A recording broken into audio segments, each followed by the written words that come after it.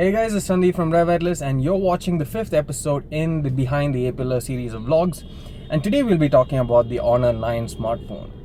So let me start off by talking about the Honor 8 itself. The Honor 8 was a brilliant smartphone. It had great camera quality, the display was good, and the design was the most standout feature. It looked absolutely brilliant, especially in the blue color variant that it was available in, and thanks to that brilliant mirror shine at the back. Now the main issue with the Honor 8, at least in India, was that by the time it came to Indian shows, the pricing was too high. It was considered, too close to the OnePlus 3 and 3T, which were considered to be the benchmark probably in terms of price to value ratio, at least in India. They also removed the dual SIM feature and there was no VoLTE support out of the box, and this meant that a lot of people who had just gotten their Geo SIM cards, for example, a lot of people got their free Geo SIM cards just to use free data and free calling. They wouldn't be able to use the Geo SIM as a secondary SIM, considering that there's no secondary slot. And I think this really inhibited the sales of the Honor 8 in India, at least. So now comes the Honor 9, which focuses on most of the strong aspects of Honor 8 itself, but there are a few differences which I didn't like either. So the display is the same. It's still a 5.15-inch display, which is beautiful. So I don't really blame Honor for sticking to that. 5.15 inches, 1080p, it's a good solution. 2.5D curved glass, it's perfect. But I wish that they had made the bezels a bit smaller, considering that the device is already small. If you had made the bezels a bit more smaller, it would look really good and people would love the compact form factor. However, it would have been a bit difficult also, considering that they have now moved the fingerprint scanner, which is there at the back, to the front. Now I feel that this sort of disrupts the beautiful elegant design that it had up front in the Honor 8. And apart from that, I think it also loses on functionality. The Honor 8 had a clickable fingerprint scanner at the back, so apart from the usual gestures of bringing down the notification drawer or swiping left and right to change the photos, you could even assign clicks or press and hold as different functions for the fingerprint scanner, and that is not there in the Honor 9. It's a single fingerprint scanner that is not clickable, so it can still support gestures, it can still support up and down, left and right, but it still is not as advanced as the previous generation, and that is a bit of a shame.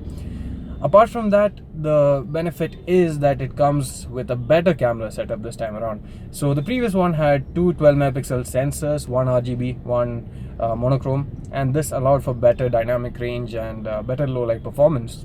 But the new one comes with, again, a monochrome and RGB sensor, but the monochrome sensor has 20 megapixels of resolution while the RGB sensor has 12 megapixels of resolution. Now what this allows you to do is essentially a feature called hybrid zoom. So it has been there on phones such as the P10 and the Mate 9.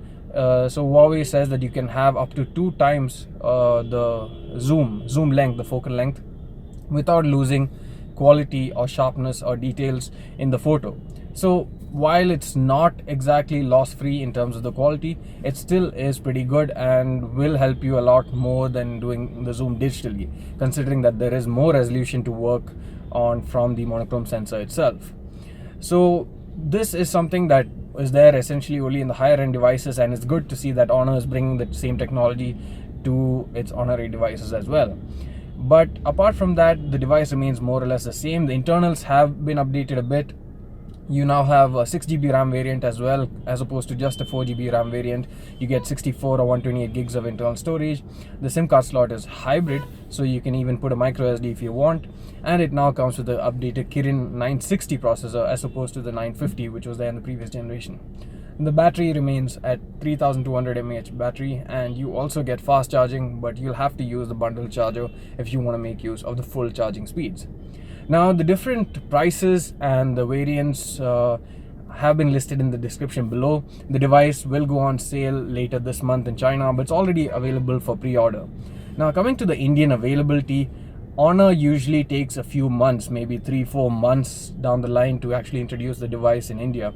So since we are already in June, I think the device could come around the same time as the predecessor did in India, which was around late September to October.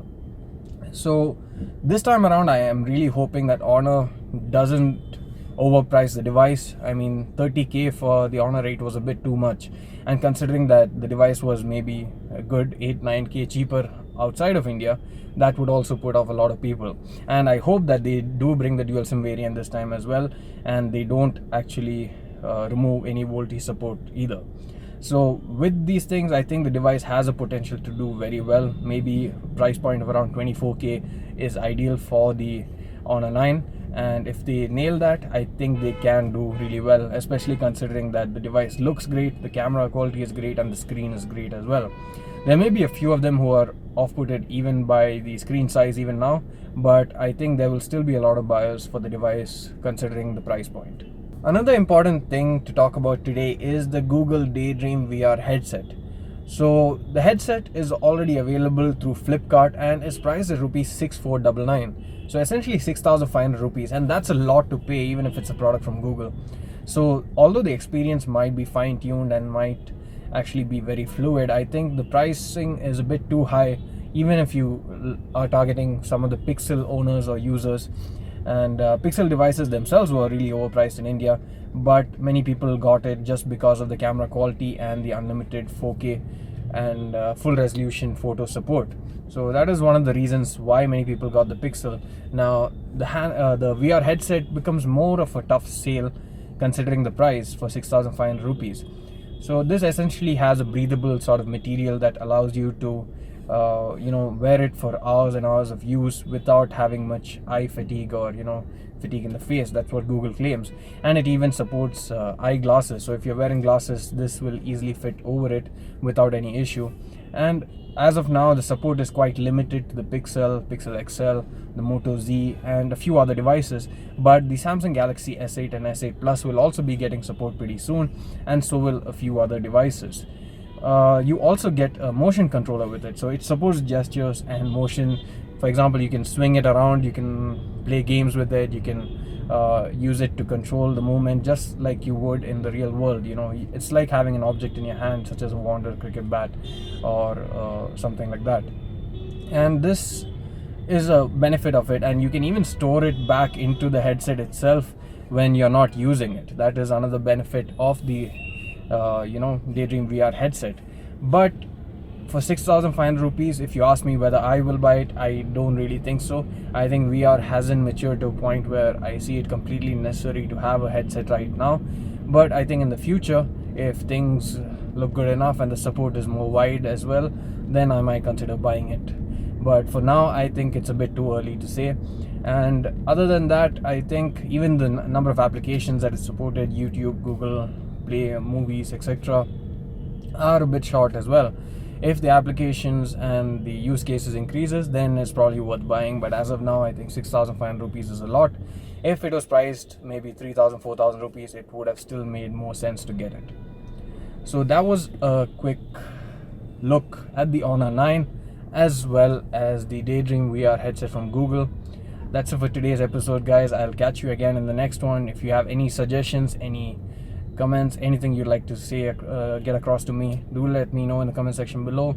And as always, please do subscribe to our videos if you like it, and see you again in the next one. Thanks for watching.